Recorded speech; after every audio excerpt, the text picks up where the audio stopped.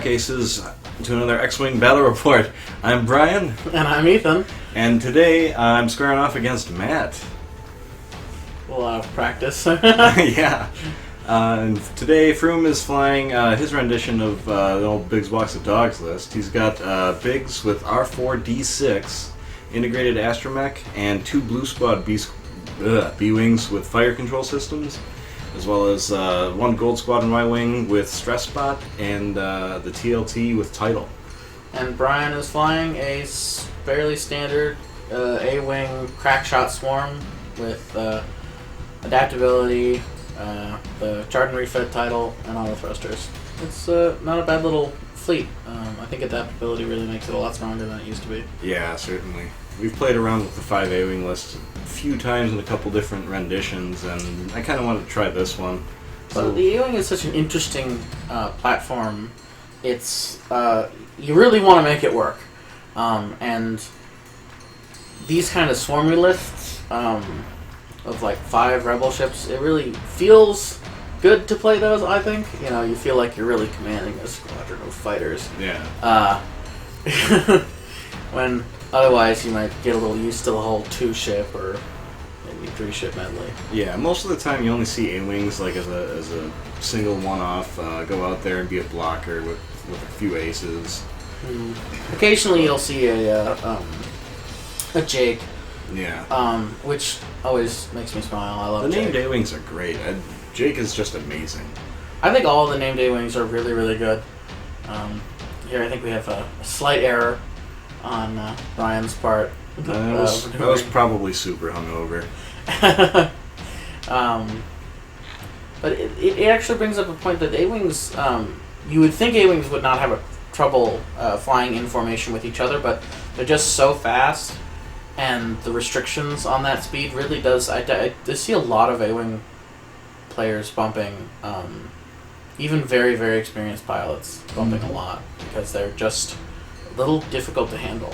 Yeah. And here I just had a little miscalculation with my A-Wings there. I was kind of hoping I'd have enough room to boost in with the farther forward A-Wing and kind of get out of the way a little bit, but really hoped I would have cleared it. Otherwise, they're still not in a bad position. Yeah, they're far away, and A-Wings are notoriously defensive, so... And with Autothrusters, he's probably fine.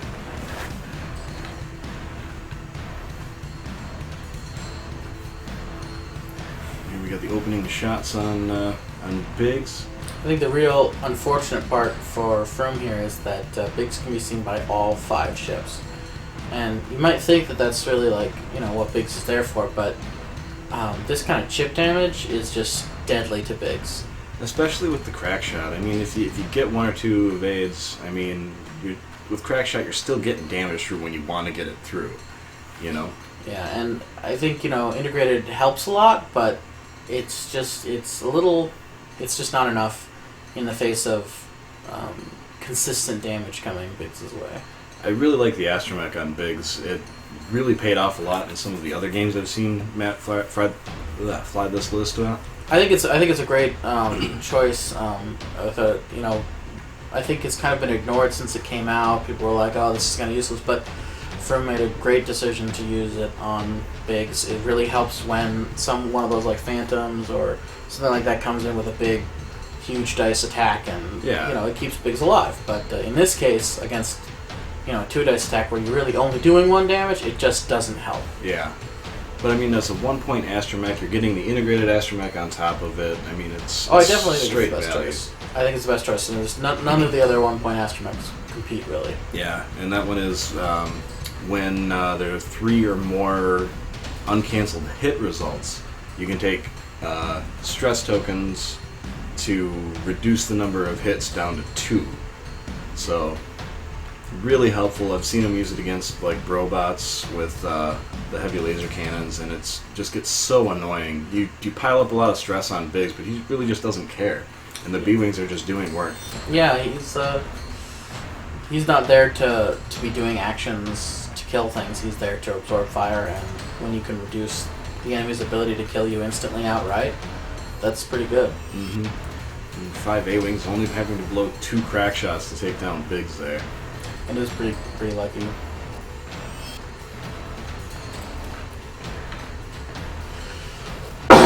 Here we start to see a little bit of a parking lot developing. Oh, it's coming. This is the area where B-Wings tend to shine. They really are great knife fighters. Being close in is where they want to be. A-Wings really want to joust, but it can get deceptive because of that one turn. Mm-hmm.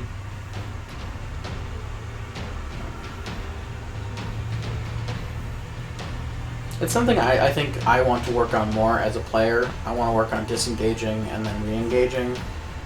With ships like A-Wings, I find that my biggest fault when I fly them is I tend to get stuck in and I don't get out, which is what A-Wings really ought to do. Yeah, and A-Wings can be pretty fragile. I mean, if you don't get any tokens on them, I mean, they're going to go down. It's the same thing happens to, you know, your Imperial Aces. They don't have a lot of hull. I mean, yeah, a lot of evade dice is nice, but I mean, if you take 1 or 2 hits, all of a sudden you have one ship or one really expensive ship just going completely on tilt. Yeah, A-Wings are fragile, even though they have the 2 shields, that 2 hull. I mean, that's 1 crit away from disappearing. Yeah.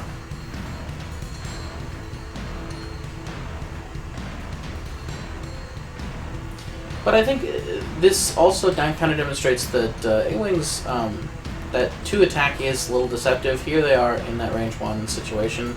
They are doing significant amounts of damage to these B-Wings because of their ability to roll, you know, that 3 dice close in range attack.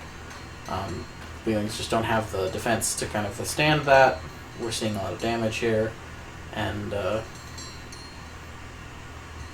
I think Stress Bot is less utilized in this case than it might otherwise be, just because the A-Wings are so fast they can almost all get into range 1. Yeah, and the A-Wings don't really care about stress, and even multiple stress on them.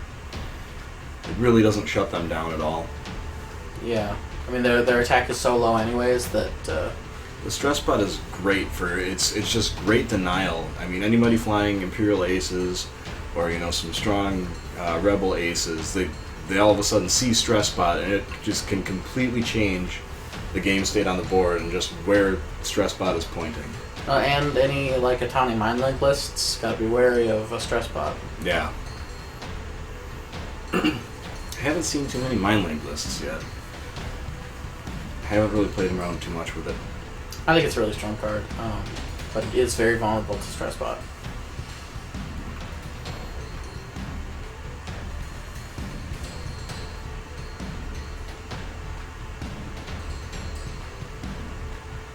An interesting choice at the start of this game. Did I want to jump down to Pilot Skill 2 or jump up to Pilot Skill 4? And, you know, I really started to think about it. You always want to have a higher pilot skill, but in this matchup, I thought about dropping down to Pilot Skill 2 and just rolling off for initiative and seeing if I could get initiative on them, just so I'm getting my A-Wings into position first. That way I can move 1 or 2 A-Wings into positions to bump. But I mean, it was a real tough choice. I like that Adaptability gave me that choice. I'd like to try some more games to, you know, see what my options are. This is something that I've felt quite strongly about since Adaptability came out. I love the fact that Adaptability used that choice. I think it's not common. Almost always you're going to want to be higher pilot skill just because of the way higher pilot skill works. But like you're saying here, you know, having the ability to move into position, to act as a blocker, which is something A-Wings are very good at, it makes it a choice. You know, it makes it a decision that you have to consider, and I love that. The more decisions that you have to consider, the more rich the game becomes. Mm-hmm. And like the 2 blue A-Wings that I got that started at the top of our field of view, like I almost kind of wish I would have moved them down to Pilot Skill 2 just to throw them in there to try to muck actions. And that's another wonderful thing about adaptability, is that each adaptability can be used differently, right? It's not like it's all or nothing. Like, you could have a fleet of all the same pilot skill, and then before the game starts, you'd be like, you know what, these guys are going to be blockers because I need blockers in this matchup, or they're all going to be higher pilot skill. You know, you can mix and match as you like, which I think is fantastic.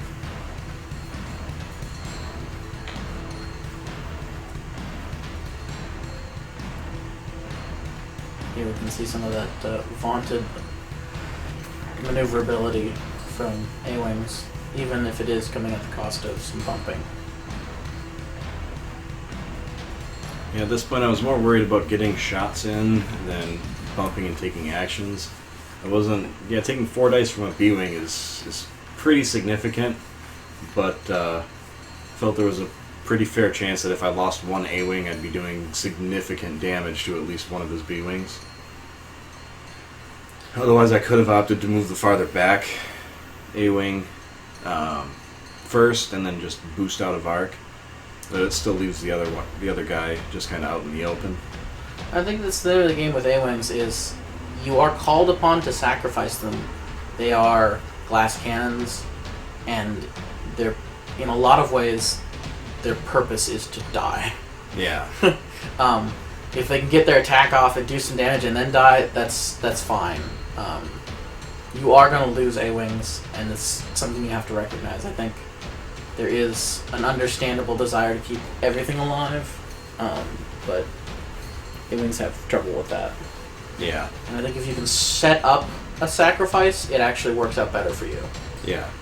And trying to, play the long game a little bit more, I might be a little bit better, but against this matchup where his guys are going to have target locks on me, and the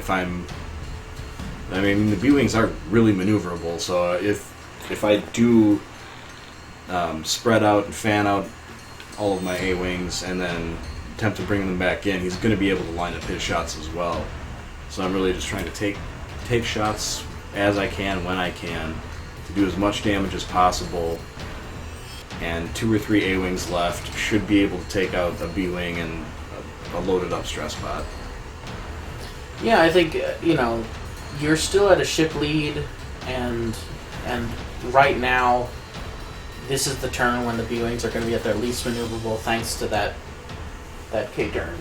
So this is the moment when that increased ship lead really does matter, so having lost an A-Wing already isn't quite as painful as it could be. If they had not had that stress on them to K-turn, I think that would be a different decision, a different kind of metric, but as it is, I think it's okay. Yeah, and the A-Wings have certainly dished out quite a bit of damage. We've got 2 pretty well-wounded B-Wings, and they already took out Biggs. I think I've got 2 or 3 crack shots left even. The one agility dice is just not helping Matt out at all. Yeah, it's B-Wings are tough, but they do have a serious weakness to kind of plink damage. It's hard to kill them in one go. It's hard to kill them in a single shot, but if you can get 1 or 2 damage in every single turn, they will go down surprisingly fast. Yeah, and here I'm getting into range 1 and opting to target lock instead of focus. Even with both B-Wings looking at them, going in for 3 attack dice with rerolls, I think is a better choice than taking a focus or even an evade to try to survive 2 B-Wing shots. Certainly, eliminating a ship is gonna help your chances out better than not. The statistics, regardless, I think it's important that you're in the mindset of, I'm going to take one of these B-Wings down, and I don't really care how many ships it takes to do that, because that's important for my victory. Yeah. And I think that is more than just the statistical analysis of, actually focus is, you're going to get higher damage. Yeah, and even coming off of a little parking lot that we had there, all A-Wings are pointing in the right direction. Mm-hmm. Yeah, I think that's important, and you're also set up in such a way that it's going to be difficult for the B-Wing to use the traditional methods for easing that re-engaging. So it will be very easy for you to block a 2K. It will be very easy for you to block one turn. These things being true, you're in a position to continue firing. He may not.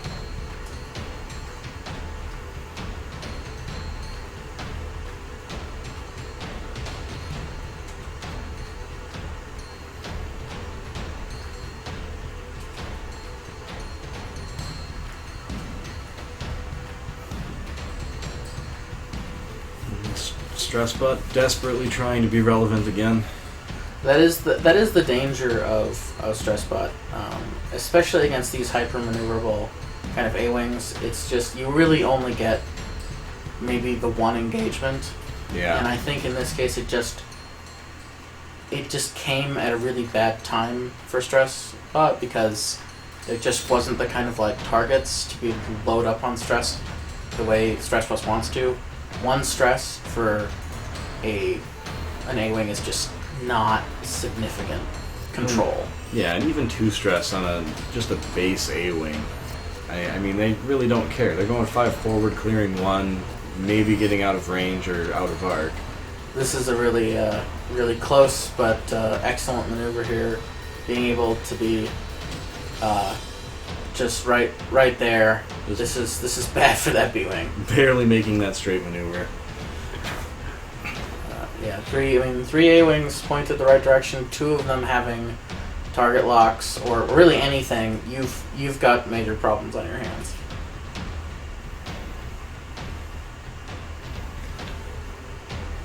And that's 9 dice. That's gonna hurt anything. Oh yeah. And that's a dead B-wing, and Matt just decides to call it. Well, thanks for watching, guys. Be sure to hit that like button, and don't forget to subscribe. We'll see you next time.